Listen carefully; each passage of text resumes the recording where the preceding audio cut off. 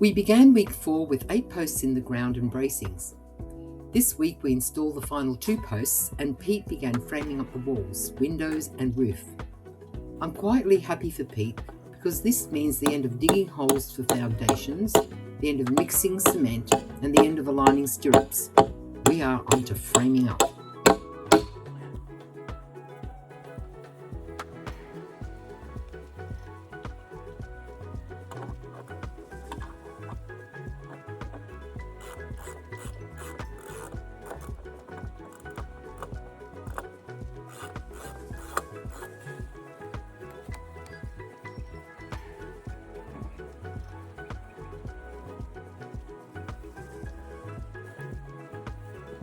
There we have it, the last post in position, post number 10.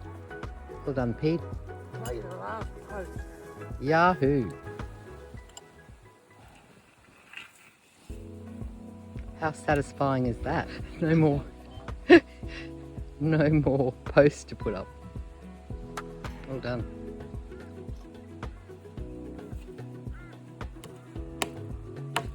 How tall is that post, Pete? 3.6, goodness. And then you cut those down. Yeah, that's good. That's a good thing about using stirrups. You don't lose, 6.6 of a metre in the ground. Bit more effort though, isn't it?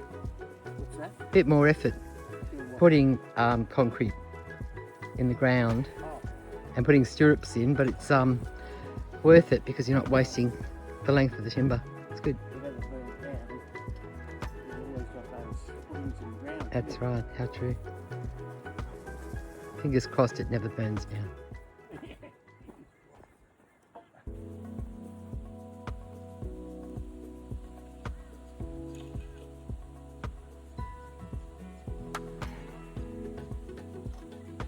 Here I am in bay number 1. I'm standing in my tack room and I'm excited.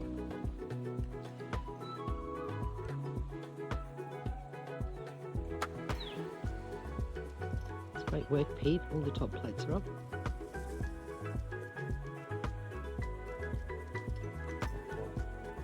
Where are we getting there?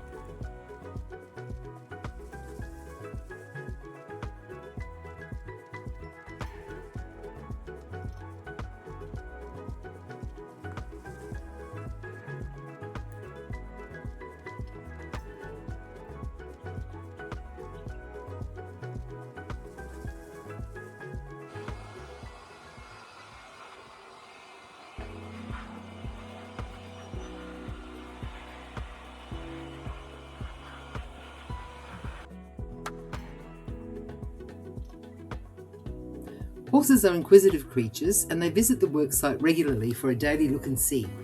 It's for this reason that I've started feeding them here, so that they get really comfortable with the location.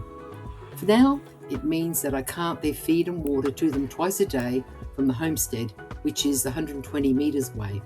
But once the shelter is finished, their feed, water and tack will be right here in the storeroom, which will have a bench along one wall for feed prep and for storing feed drums underneath, a sink with running water under a window on the west wall. It's on the south wall. We'll have hooks to store their tack, blankets and any other equipment.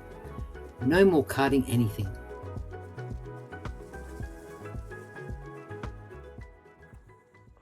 And there we have it, week 4 done and dusted.